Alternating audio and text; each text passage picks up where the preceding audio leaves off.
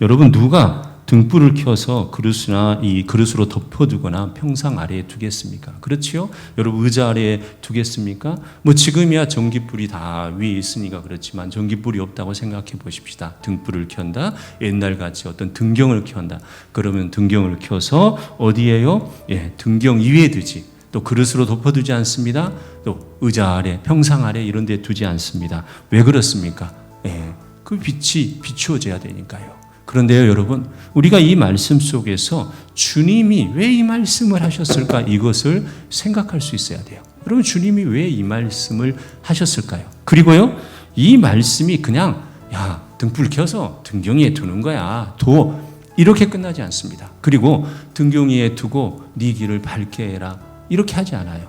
여러분, 다음에 있는 그 말씀을 우리가 집중해 볼 필요가 있어요. 누구든지 등불을 켜서 그릇으로 덮거나 평상 아래에 두지 아니하고 등경 위에 두나니.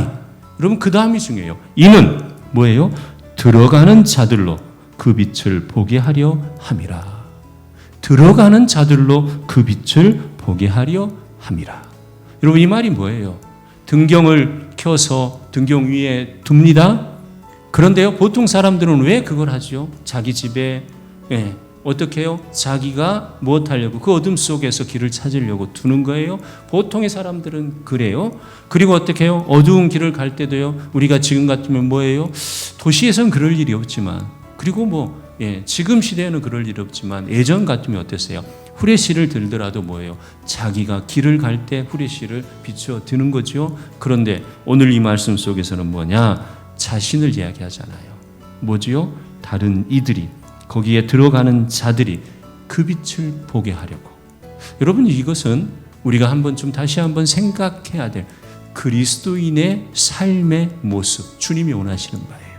주님이 분명히 말씀하셔요. 등경을 켜라 이렇게 말씀하신 거예요. 등경을 들어라 이렇게 말씀하시는 거예요. 그런데 등경을 들어서 자신을 비추는 것은 당연한 것일 수 있어요. 자신의 쓸모 때문에 드는 건 당연할 수 있어요. 그런데 무엇이에요? 등경을 들어서 무엇하라? 이는 들어가는 자들로 그 빛을 보게 하라. 뭐예요? 나를 위해서만 등경을 들어 올리는 것이 아니라, 나를 위해서만 빛을 드는 것이 아니라, 누구요? 다른 이들을 위해서 빛을 드느니, 세상은 그렇지 않아도 우리는, 너희는, 하나님의 자녀들은 그렇게 하는 것이다. 여러분, 이 음성을 들을 수 있기를 주님의 이름으로 축복합니다. 여러분, 오늘 살아가는 이유가 무엇입니까? 각자에게 여러 이유가 있을 수 있습니다. 분명한 것은. 그런데 여러분의 초점이 어디에? 목사님, 그냥 살아가야 하니까요. 여러분, 이런 사람들 많죠? 죽지 못해 산다. 이런 사람들도 많아요. 알아요. 오죽이나 삶이 어렵고 힘들고 괴로우며 그렇게 말하겠어요. 그런 이들에게 위로도 주고요, 격려도 주고 싶어요. 여러분, 그렇지 않나요? 그런데 그러한 삶이 우리들이어야 된다는 거예요. 어렵고 힘든 이들에게, 또요, 내가 어렵고 힘들더라도 우리는요, 세상의 빛이 되어지는 사람들, 등경을 켜서 다른 이들에게 빛을 비춰주는 이들, 주님이 바로 그것을 원하신다는 사실이에요.